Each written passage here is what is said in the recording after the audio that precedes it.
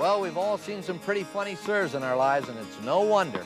The serve is the most misunderstood stroke in tennis. Hi, I'm Vic Braden. Our goal is to help you achieve a good-looking and efficient serve. We're going to cover the role of every link in your body. When you use each part of your body properly, you are utilizing the kinetic chain. We'll spend a lot of time on your feet, but let's look at link 1. That's from the foot to the knee. Link number 1. Second link is from the knee to the hip. Link number 2. These are important links. 3 from the hip to the shoulder. Now, normally your head is the 4th link. We don't count it as a link. We want it to be very still, very quiet. Link 4 we call the upper arm. That's from the elbow up to the shoulder. Link 5 is the forearm and 6 is the hand.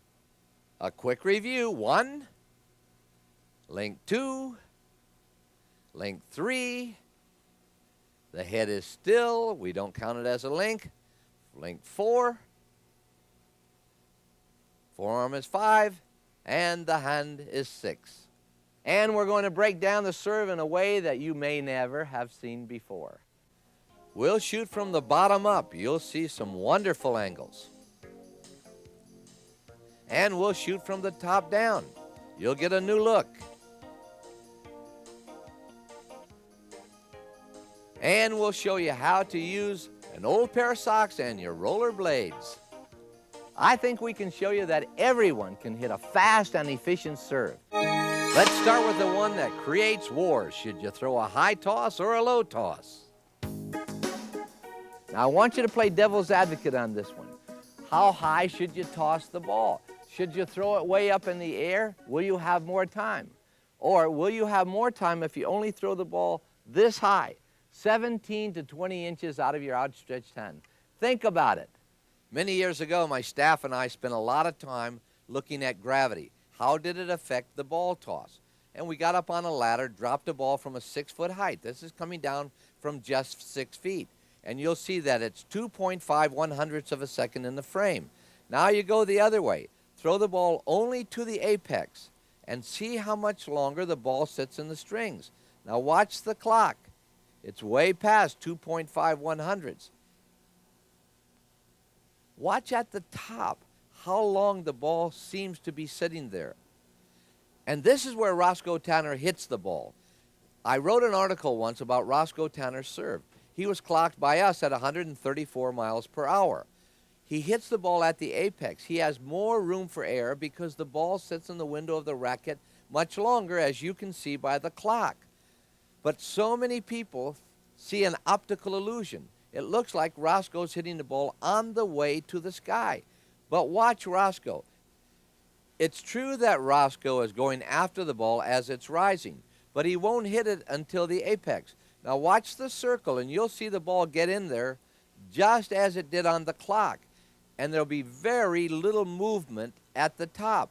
This gives Rosco so much more time to strike the ball than players who throw the ball 6 feet above the racket.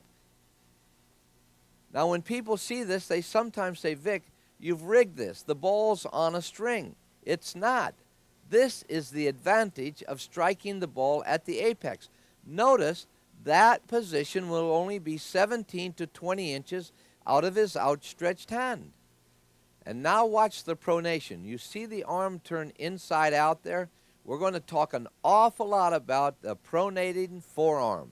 Let's let it run all the way through this time. Here's Rosco. Watch him.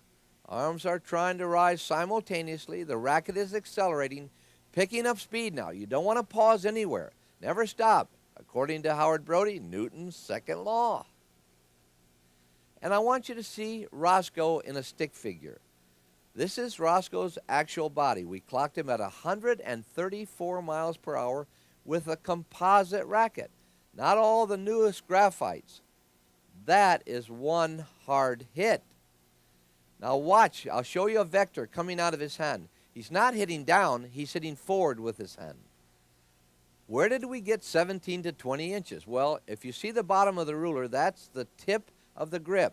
And that's where your outstretched hand usually can reach. Now you'll see up to the sweet spot, the place where you want to really hit the serve is at about the 17-inch mark.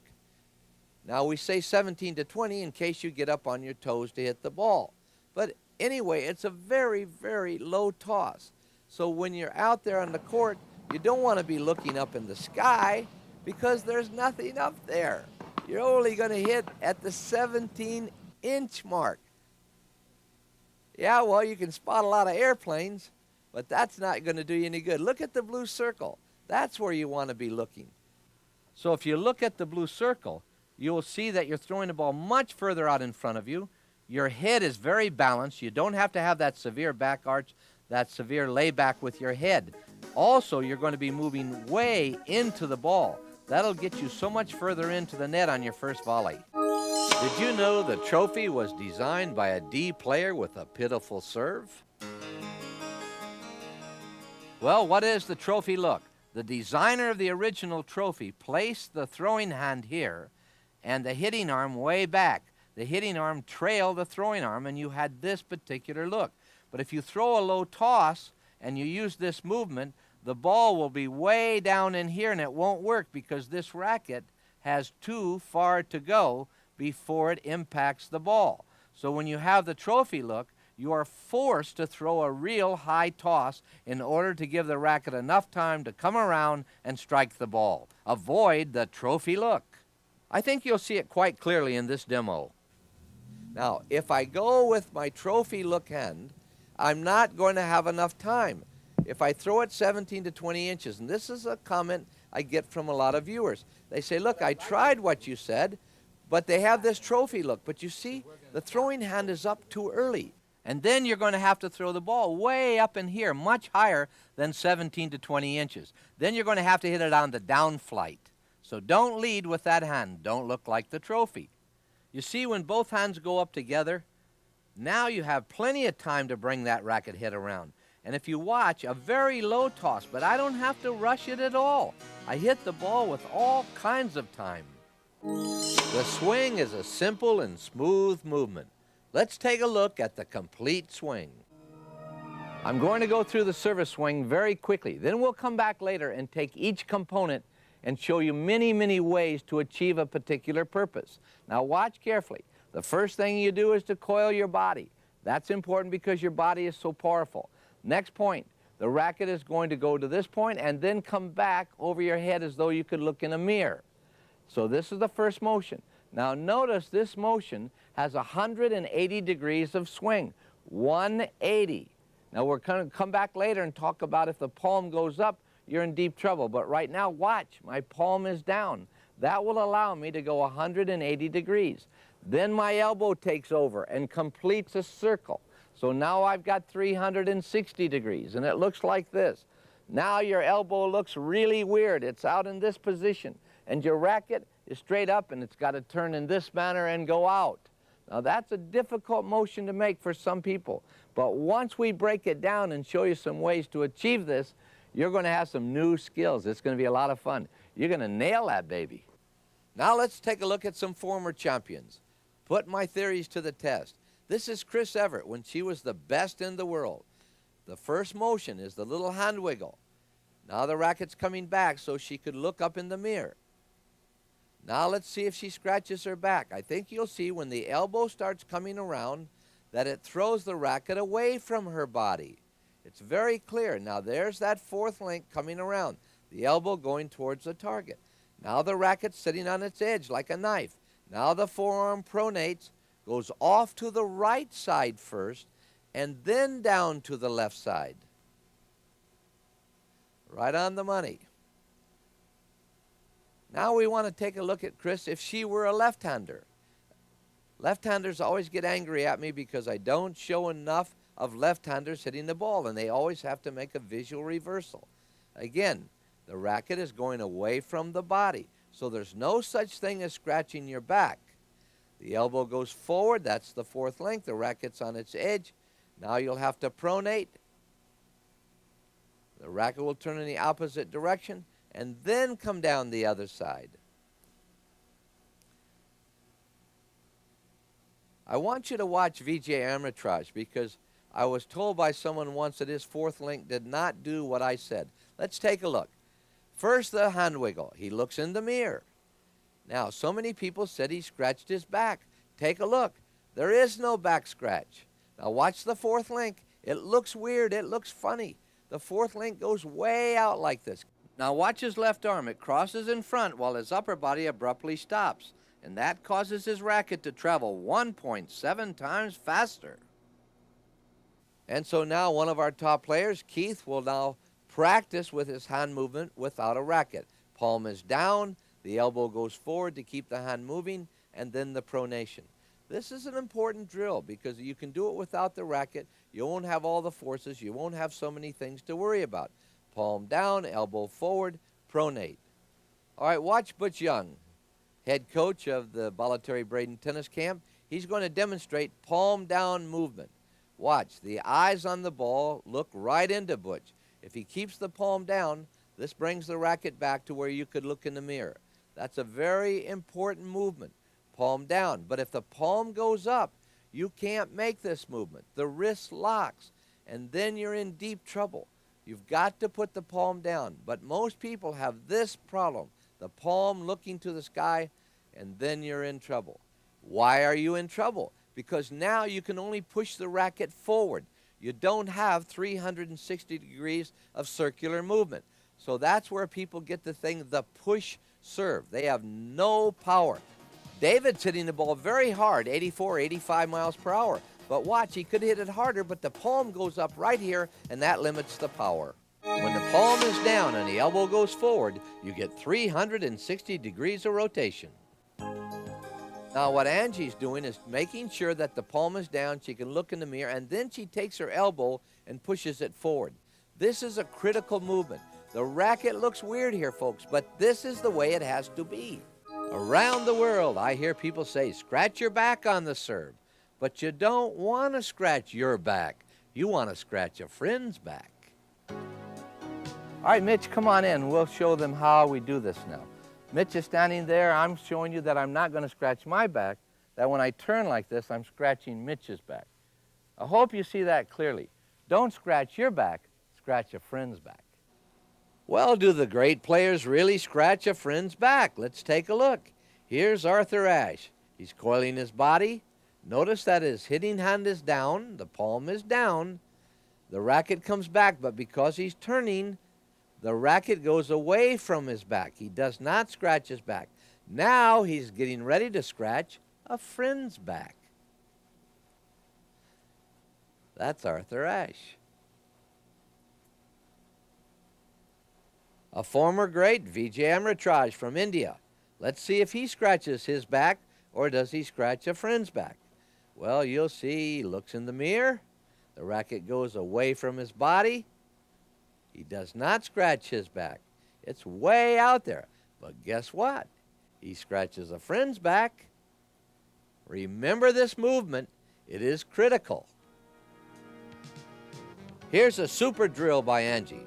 Take the non-hitting hand and pull the hitting elbow forward. You'll get the right effect. You need a loose forearm, and one way to tell if you've got one is to put a ball in the elbow. Coach Butch Young will put a ball in the elbow. This is a great drill because if you make the fourth link go forward the way it should go, the ball will fall out of the front. See, after you've gone forward. But if you would straighten that arm out, the ball would fall behind you. So again, put a ball in the elbow.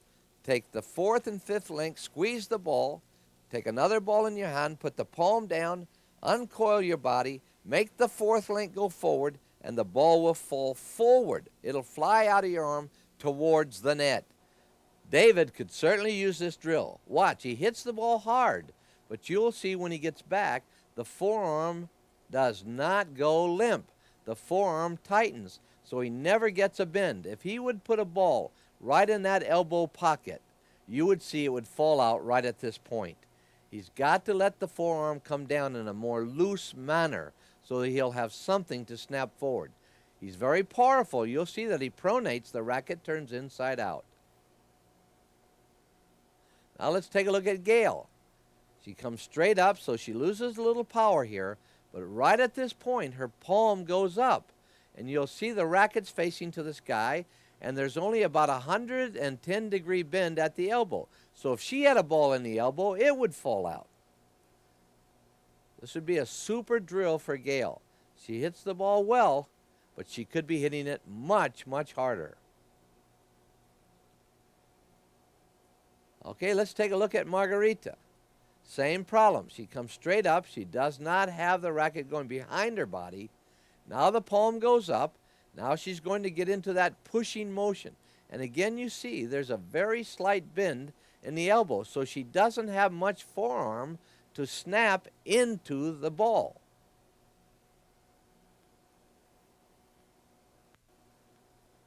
And Luis, let's see if he can go limp on that forearm. Remember, we're talking about the fourth and fifth links. The upper arm and the forearm. There goes the racket up. I thought he had it. Son of a gun. The racket's pointed to the sky, and his arm is only bent about 110 degrees. He's going to end up with a push, not a pronated forearm. Now watch my pal Hamza from Pakistan, Karachi. He had a very stiff arm, and I'd never seen a young child have such a stiff arm. Now watch, that's painful because he can't get power. Remember, if there were a ball in his elbow right now, it would already have fallen out behind his body. So we had to get him to bend his elbow, the fourth and fifth link. What I'm trying to do is get him to relax it here, scratch a friend's back. He had a great answer for his stiff arm. It came from when I was playing cricket, because I've been playing cricket for some time now. When we bowl, we have to get the arm straight. But like all good athletes, my pal Hamza learned to bend his elbow. Not as much as he would have liked, but boy, that's a major gain right there. I take my hat off to him. Not such an easy maneuver when you've been spending your life playing cricket with a stiff arm. Well, we keep talking about looking in the mirror, and here Angie looks in the mirror. That's the movement you want. You simply wiggle your hand, you bring the racket back with the palm down, and now you could actually look in the mirror.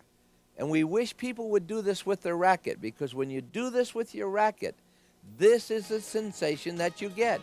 Imagine your racket has a mirror in it and look in that side of the racket. Well, we keep talking about forearm pronation. What is it? Actually, it's the secret to a big-time serve. When you make a 360-degree swing, the racket ends up on its edge like this, and you'll be holding the Continental Grip. That's halfway between a forehand and a backhand grip. And when you're in this position, you will be looking at the palm, but the palm has its edge towards the ball. It'll have to turn into the ball, and that's pronation. Well, at 8,000 frames per second, you're going to see pronation. You're going to see the forearm twist in a very strange manner. We literally have great players tell us the forearm does not do this. It's in the wrist. You snap the wrist. But remember, you don't have a separate set of wrist muscles.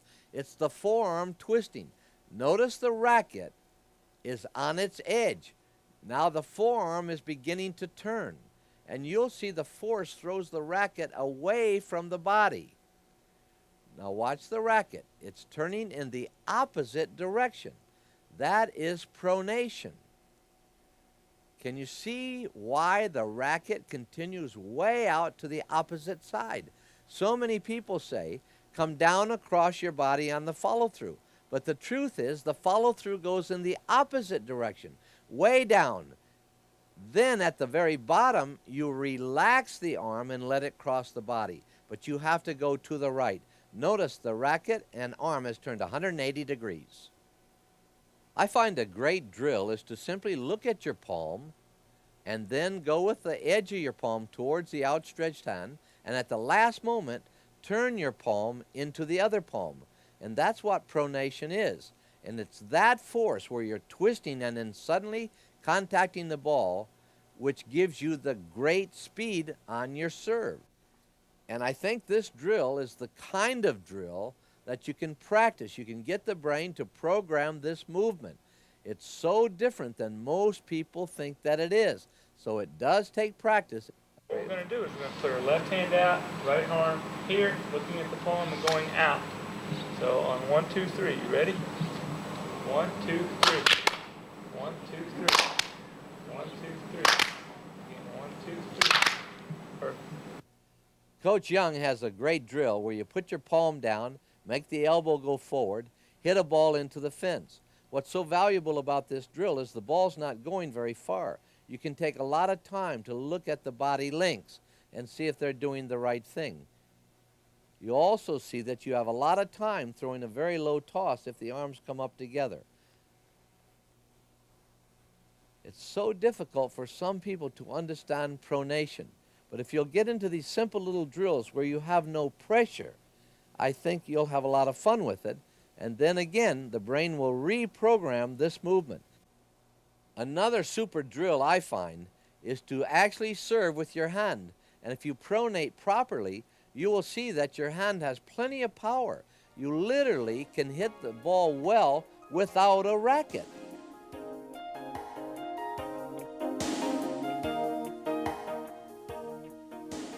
All the service forearm pronation is a thermometer snap. And notice when you snap a thermometer, it goes left to right in the same manner that the racket goes. Why do you do this? Because you can get the thermometer moving faster. Let's take a look at Roy as he hits. Now check and see if he does a thermometer snap up here. The racket should go to the right and turn inside out. It looks strange, doesn't it? But that's how it goes, a thermometer snap. Watch the pronation, inside out. People say, I don't do that. Of course you do that. But the problem is the movement is faster than the human eye can record. But if you'll do it slowly, practice with the thermometer, and then get the feeling with the racket, it's the same feeling. Well, your body links are important, but they can only do the right thing when the feet are in the proper position. Power comes from the ground up, so your feet have to become the stabilizers. When your feet are doing the right thing, the rest of the body can really spring into great action. Steve's back foot is in the blue circle, but as you can see, he's going to have to swing the back foot way around the front foot, and he's not going to be able to spring forward as quickly as he would like, so he may not get as far into the net. So that's a little bit of a dangerous position with that back foot. This position is a little better. Steve will be able to move the back foot straight in towards the net, and he'll be much further in towards the net for his first volley. Remember, it's how the body coils, not exactly how you put that back foot. We'll show you with no movement at all on the feet. Steve will plant the feet, face the net, but coil his body, and he will still hit the ball very hard with no footwork, simply using his feet as stabilizers. So the body coils, he uncoils, it's a very hard ball. Having a foot in contact with the ground is extremely important. In this case, the knees become the feet. The knees are the stabilizers. But look, Roy is able to turn. Look at that grunt, man. He is ready. 94 miles per hour on his knees. Now Reese Thomas hits. Again, 94 on the knees, but it's because the body is coiling. The knees become the feet. So if the stabilizers are there, feet or knees, you got power.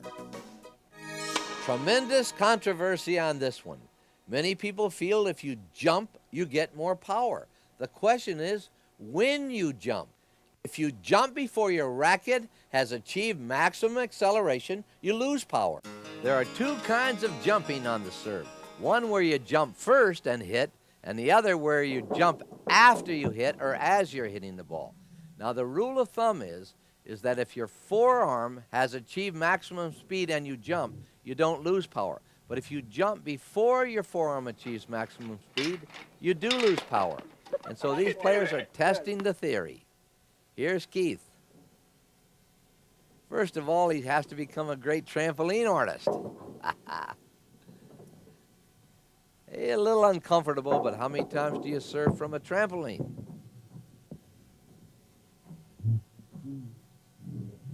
Pretty good speed, though, 55 miles an hour, but it only shows you how much you lose if your forearm has not achieved maximum speed and you jump. Now Angie's having a little trouble here. This is not her all-time great drill. But she gets onto it. You don't want to horse around with Angie. Sooner or later, maybe, she gets it, and she won't let go. Nice shot, Angie. And Mitch, Mitch is having more trouble than Angie. But Mitch gets onto it, too. But again, the theory is, if you jump before your forearm achieves maximum speed, you lose power. If you're being pulled off the ground when you jump, that's a better force. So watch for it. Try a trampoline.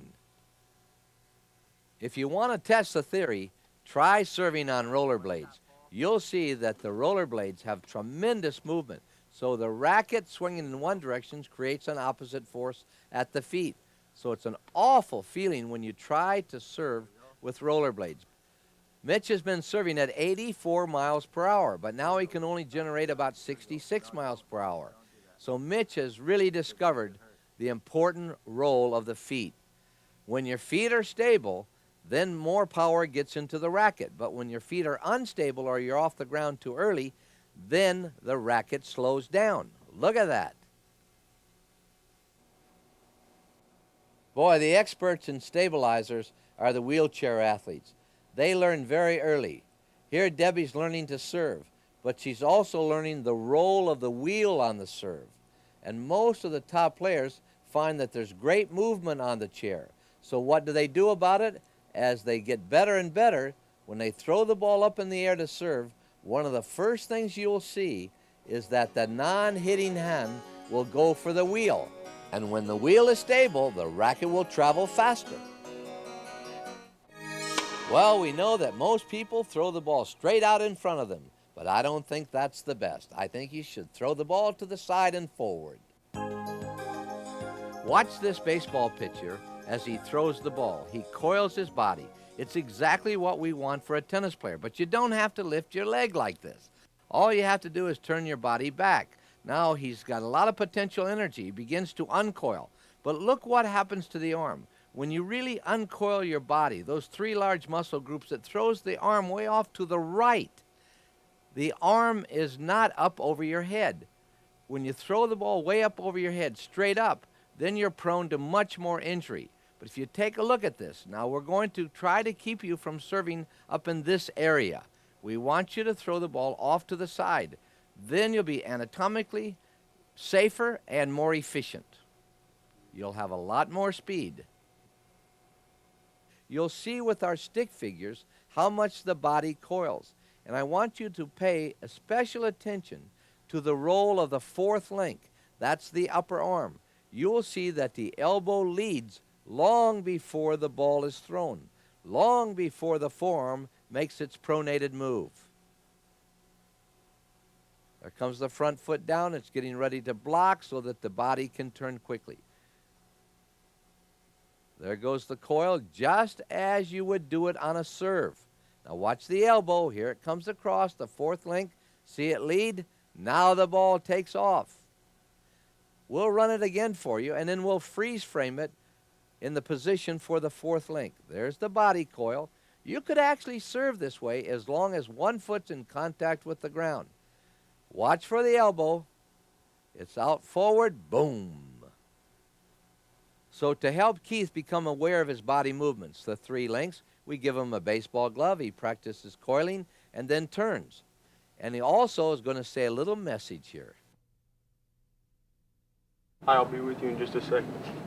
Now, why do we have him say that? We have him turn to his friend and say, "Hi, I'll be with you in just a second."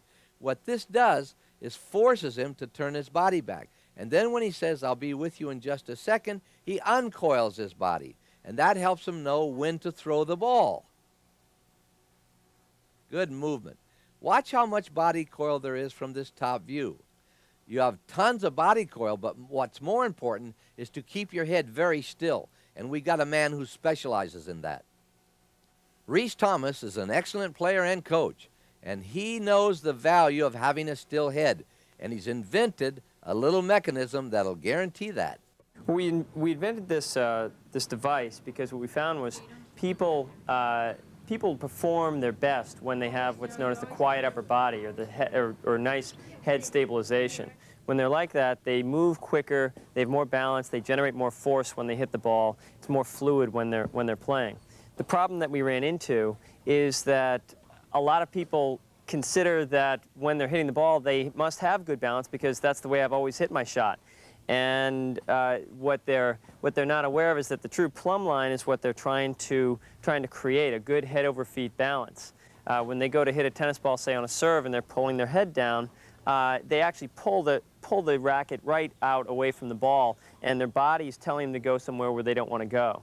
So what I developed was a system that could trigger either with a voice command or a beep, and this one's set up with the beep, that if you fall out of that plumb line at any time during play, it will remind you that you need to get back into that to get this good posture and all of a sudden and also be able to use the power in your body. This device very simply makes people aware of what their head's doing. Well, let's take a look at Roy now. He's still wearing the mechanism, but look at his head. It doesn't disappear, it stays up on top. Good move. Well, if you buy off on the fact that you want to throw the ball more to the right and way out in front, you'll need some practice drills. Here's Angie and Keith. They're now going out to do a drill that you can do right on your garage. But in a tennis court, you put a ball in the fence. Hopefully the ball will stay in there. You could put a ribbon there if you like.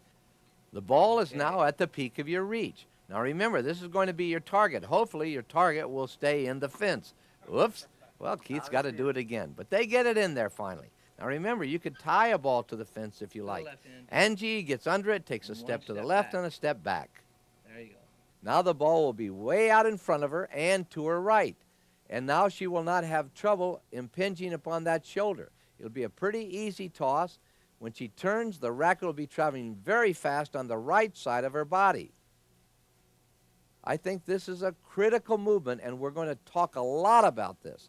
Her body is balanced. She hasn't had to arch her back. So again, she gets her spot. But look, if she hits straight up, boy, that shoulder is pinching. So what Coach Butch Young does is show you that if you don't hit there, you hit here. You're only about 2 inches lower, and the data is almost exactly the same according to Howard Brody, the great physicist, my mentor. So hit to the right, save your shoulder, and you still get good data. As you can see, both balls are hit 100 miles per hour. The one ball on the left was struck at 9 feet, the one on the right at 8 feet 10 inches. And the racket tilt is exactly the same, 6.5 degrees forward. And they both went in. Now, save your shoulder. Meet Mike Farrell. Vic, the shoulder is an unconstrained joint. If improper mechanics are used, i.e. if the player throws or serves directly overhand, the tendon of the rotator cuff can be pinched between the humeral head and the acromion, or the shoulder blade, leading to degenerative changes, even tears. This can be painful for the player, and it can lead to early ending of his career. Well, as you watch this baseball player throw the ball, again, the body coils, but watch carefully how the arm comes off to the right and forward. This is a much safer position. If you don't do it this way, here's what happens. We take plain x-rays, we perform physical examinations, and ultimately obtain MRI studies which show us the soft tissues in great detail. Beyond that, diagnostic arthroscopy is sometimes required. Well, you got the ball to the right of your body. Now, how far forward do you toss the ball? Well, Keith is seeing how far out he can throw the ball without being pulled off the ground. He cranked that last one up at 110. Let's look at it again. Now, if you watch his feet, they come off the ground a little bit early. He's slightly up before he hits. We find he could hit it even harder. So he's got to practice to the right, keep the foot down. So it's very important for Keith to know when to let that foot come off the ground and how far to throw it to the right. Now, if you'll take a look at this, he's way out in front. He's at about the 3-foot mark when he hits. But you see his feet are off the ground a little early. So again, even though he cranked that one up there pretty good at 110, he probably could hit it about 115. The racket's tilted just a little. So here comes the drill. Throw it to the right, but don't work too hard. Just work on a rhythm. There's the rhythm. Turn and hit. He's doing it so easily, and yet he's 92 miles an hour. 94. There's the rhythm. Turn and hit. Now Roy tries a little low on the toss. It's a good drill because you feel like you're hitting it sidearm. Then begin to raise it. And pretty soon you'll find out you're only 2 inches lower on the right than you are throwing the ball directly over your head. But when you throw it directly over your head, you pay an awful price. Angie having a little trouble with this one, but she catches it. A little long. Don't give up, Angie. As you've seen before, Angie never quits. Sooner or later, she lays it in there, and she loves it. What a player. Well, it's one thing to throw the ball to the right. Now you got to throw it way out in front. And the coaches and some of the players were quite surprised when they saw the view from the top. They were much later on the hit than they thought. This is Eric. Boy, he wanted another shot to get back in there. Later, he started throwing that baby way out in front. But it took this aerial view to convince him that he was throwing the ball behind him. You get another look at it. Now watch, you'll see the racket actually is laid back a little bit. He's having to lay his head back quite a bit too. If he threw the ball further in front, his head would not have to take that beating. But you see the racket laid back? Got to get it out there in front. Well, Greg says, hey, give me a shot at this. But Greg also had a tendency to throw the ball back a little bit over his head and a little bit late. And I think that you'll see on this super slow motion action that he is really hurting out there. He's bending his back, he's bending his head back. So watch for this. You'll see he's under a lot of strain right here when he's hitting the ball. Yet he can really crank it up. Greg threw that ball in there about 110, 111. But I would say that he's in deep trouble here. He's only about 3 days away from the hospital. But he came back later after looking at this video and said, wait a minute, I'm not going through that anymore. So even though he was hitting it at 110, hitting it hard, he was working way too hard. So he started throwing the ball much further out in front. So now we need some drills. How do you practice throwing the ball out in front? Well, here's our ball expert, Butch. He's got it down cold now. Whoops.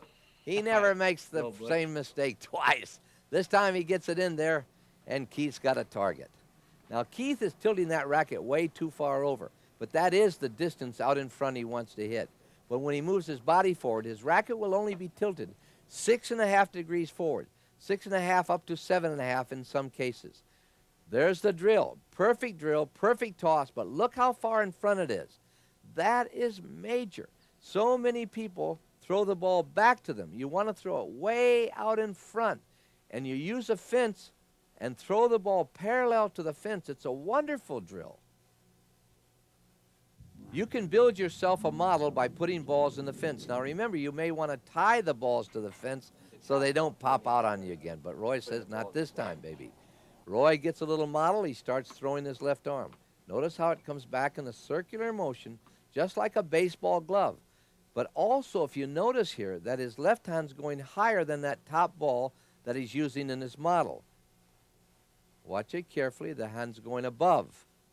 So Roy will reposition those balls and put that top ball where he needs to have it for his release point. And then he's developing a perfect toss. Nice motion. And notice his hand is very comfortable. The palm is not up. It's like he's holding a glass of water. Very easy. The key to a good serve is timing.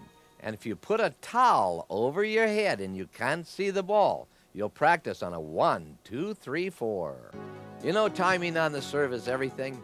You may not want to try the towel trick, but it's wonderful because if you throw the ball right when you're serving, it's a 4 count. 1, 2, 3, 4. And if you throw it right at the peak of your reach, you shouldn't even have to see the ball. You should be able to hit it blindfolded. So we're running a little test on Mitch to see what he can do. You wiggle your fingers in front to see if his eyes can see your hands. We don't want any cheating here.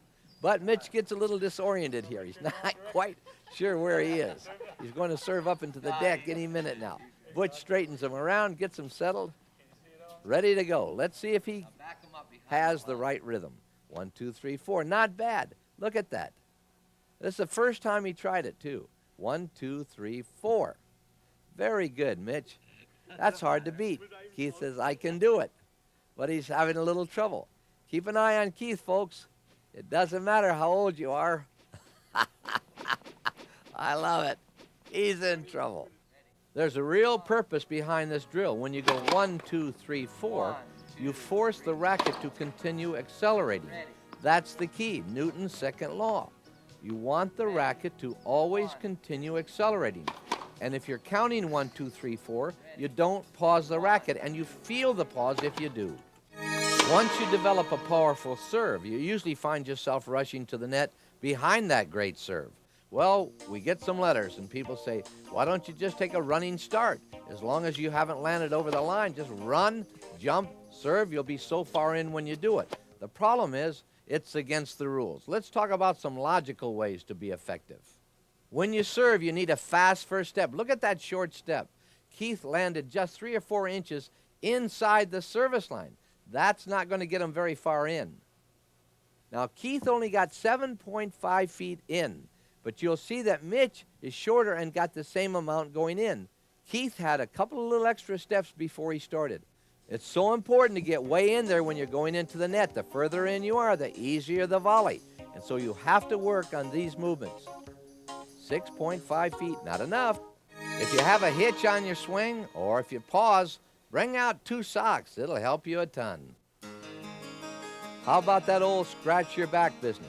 Well, the truth is, when you serve properly, you never scratch your back. The forces just go out away from your body. Well, if you try an old pair of socks, put some balls in there, and then lasso, the same way you swing a racket on the serve, you'll see that the socks extend. They're way out there, so you never scratch your back. How about a little proof of this? Let's go from the bottom up. This is Roy serving. We'll walk you through it frame by frame, and you will see as the racket comes around his back that it goes away from his body. So many people try to scratch their back, then they stop the racket, violating Newton's second law, and try to go up. I guess they don't violate Newton's law. They prove Newton's accurate. Stop behind your back, scratch your back, and you hit a very slow serve. See how far it is away from the body? Let's take a look again. We reverse it. It's way out away from the body. So don't scratch your back. That's critical. Just continue to accelerate. Whatever you get, use it. Now, watch my pal Lola. She's all set to hit, but she doesn't take the first movement, the one where you look into the mirror. She puts the racket back here first. So now she's going to have to stop and go forward. She does not have the power she wants. She's an elegant server from this point on. You'll see that the racket does the right thing. She has a great future. Now watch. She's short right now. She'll get her growth. Watch the racket pronate. She could step forward to get more power. She's trying to stay behind the line. She'll get rid of that later. Well, now look at this particular position.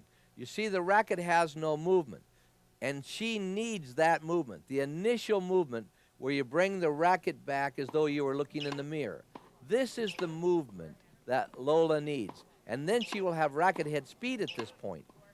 That's important when you don't have a lot of muscle, so we're showing her how to make that first motion. She did it quite well. Lola catches on fast. A little feeling for the lasso, a full motion, bingo. Super stuff. Eat your heart out, Steffi Graf. He's going to be a player. It's really wonderful working with intelligent young kids because they catch on so quickly. Watch the pronation. Most people in their 40s say, I don't turn that racket inside out. Lola does it beautifully. Well, there's one thing about stopping and looking like the trophy when you serve. You lose all of your energy. Watch. You can check it out with socks. Just go back, pose like the trophy, and you'll see that your arm stops. The socks collapse. Now, at this point, you've lost all your power, so don't look like a trophy. Well, what we're looking for is efficiency. Now, this is one of the most dangerous serves in the game. You can do it, and when students come to me and say, I want to hit this big American twist serve behind my back so I get vertical rotation, make the ball jump up high, that requires you bending your back. And I ask my students, if you want this serve, please sign a release. I don't want to take responsibility for your back. The great player from China, Hu Na, started this way, but then developed a toss to the right. So when you hit that ball off to the left side, there's a big gamble. But as you begin to move the hitting point to the right, the pressure is off of the shoulder, but you can still spin the ball. So many players say, wait a minute, you can't be to the right and still get anything but a slice. But you can. You can get 45-degree rotation, which is very good for bringing the ball down into the court. So if you hit over to the right like this, you get good spin, you get the ball into the court, you can hit it hard, and you save your shoulder. I always tell everybody, here's the feeling you want. You brush up a second racket as though it were a ball. Try to come up and over the top of the racket. And when you do that, you will get the feeling you want. But that's not what really happens. Watch it again, and you will see the feeling you want is to try to come over the top of your racket. But that's not what really happens. When you try to come up on the ball, the racket, remember, and the forearm pronate. And as a result, they go up like this, you get your spin, but the racket goes to the right. Now watch the force. It's going out to the right.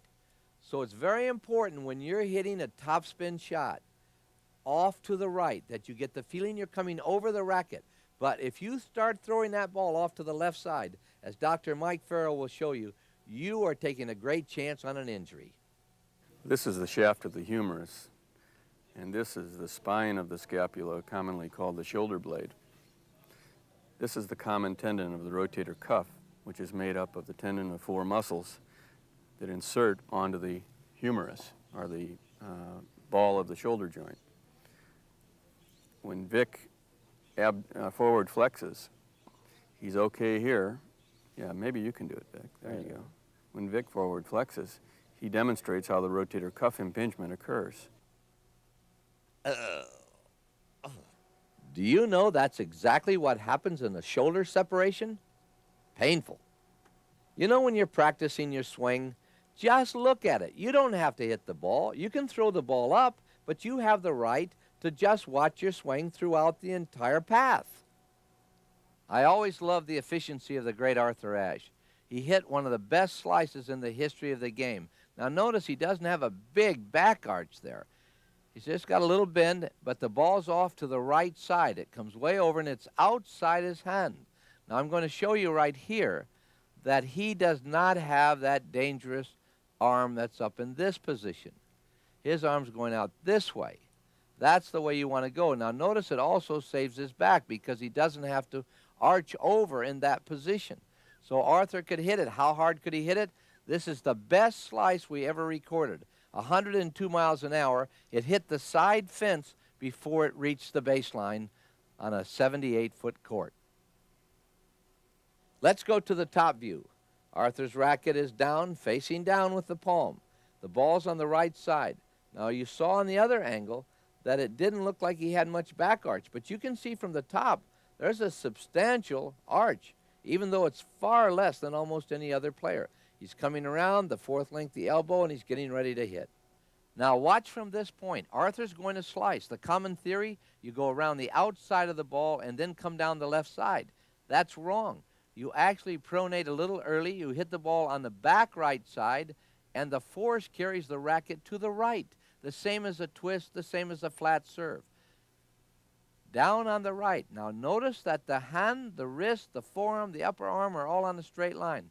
There is no deflection of the wrist from the impact point on. Can you see this clearly? Watch. It's straight as an arrow. The hand is simply part of the pronation process. All right, let's take a final look at Arthur from the backside. This is a great slice serve. Racket faces down, the ball's on the right side. Now notice when it's on the right side, you will not see much impingement on the shoulder. I've never known Arthur to have shoulder problems, and he hit that ball a ton when he served. He's unwinding, the racket's going away from his body.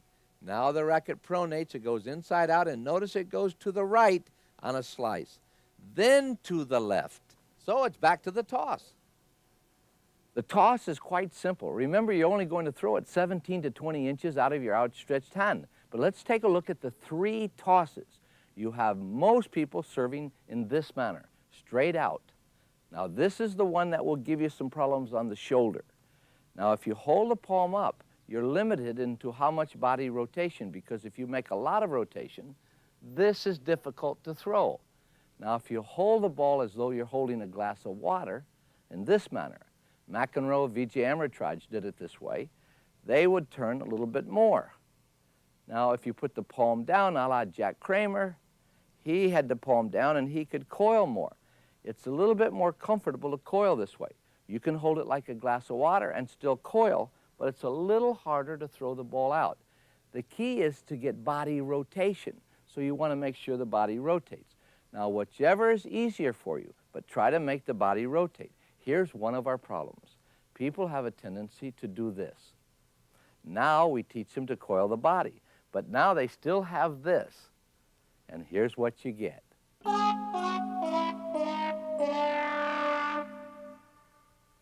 Well, you saw that if you throw a low toss, peak of your reach, which is only 17 to 20 inches out of your outstretched hand, that means that it doesn't matter what age you are, how tall you are. Imagine a 5-year-old child is going to learn to throw the ball this high. And if they become 7 feet tall, they're still only going to throw it this high, because all rackets have a tendency to have the same length. And so you don't have a telescopic racket. So whatever you're doing when you're 5 years of age, that toss will be the same one you'll use when you're 70 years old. You know, David Wheaton is one of America's best, and he knows that he's got to continue to experiment with his serve until he finds the perfect one, the one that's most efficient, which will allow him to play for a long time and still hit the ball at amazing speeds. Sometimes he's clocked at 115, 118. He can really drill it. But here he's sitting above his head in the research project, and then he goes back. His mother, his first coach, and his brother, his current coach, will check him out. Now they'll have him throw the ball off to the right side and see what kind of power he generates and how his arm feels. And then David will decide somewhere during the year what serve he'll throw in the big Grand Slams the next year. Smart man. He's got a future. Well, we've tried to show you nearly every kind of server possible. We hope that we've covered your particular problem. But now the key thing is to go back and review the most important points. 1, coil your body. That's where the power comes from, those 3 large muscle groups.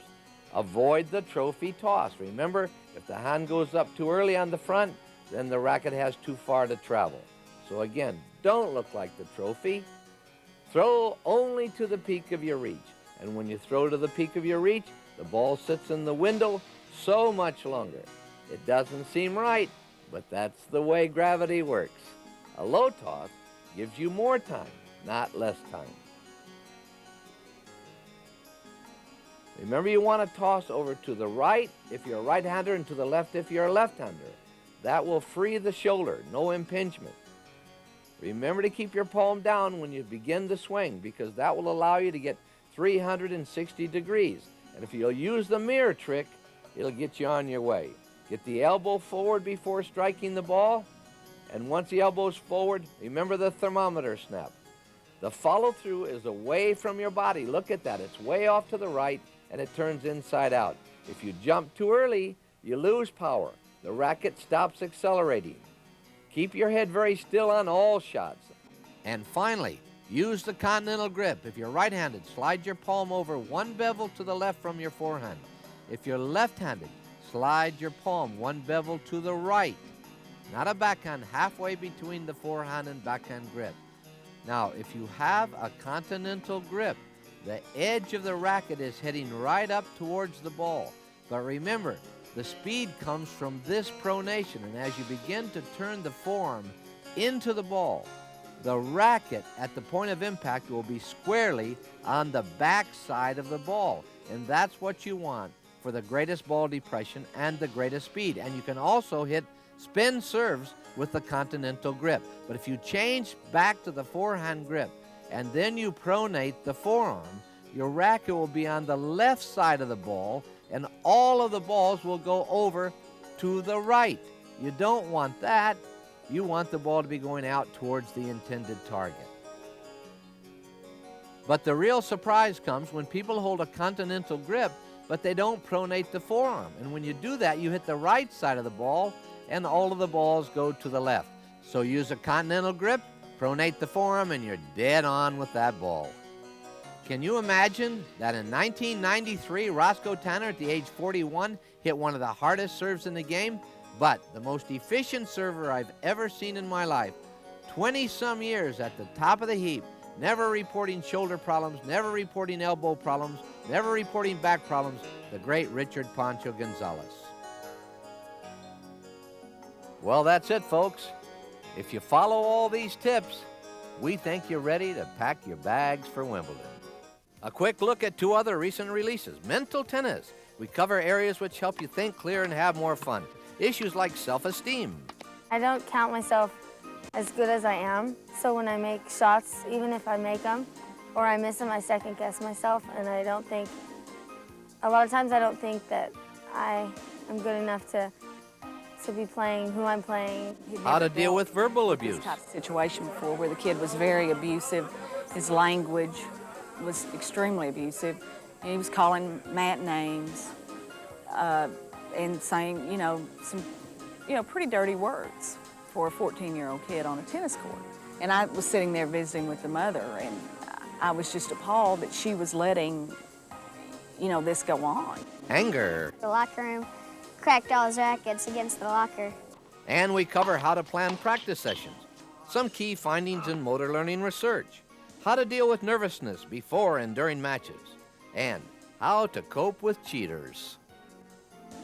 There's certain people that you know that are not going to make good line calls. And that's always something that kind of eats away a little bit at you, because you know that you thought that ball was in and yet he called it out. So that's an attitude that I have a little difficult getting over sometimes when I know I'm playing that type of a person. And our new famous husband-wife ski teaching series. As you drive the hand forward with the ski, we really want the hand to last as long as the ski lasts. And one of the things that you may find needs to happen is that you get a little bit of roundness in your back.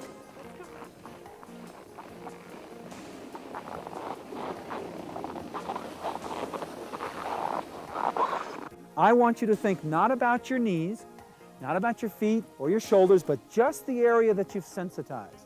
Just kind of drop that area right towards me. Go ahead. Just drop that area. Yes. And for more information on a host of other Vic Braden Sports instructional videos, call us at Vic Braden Sports. That's 800-870-8355.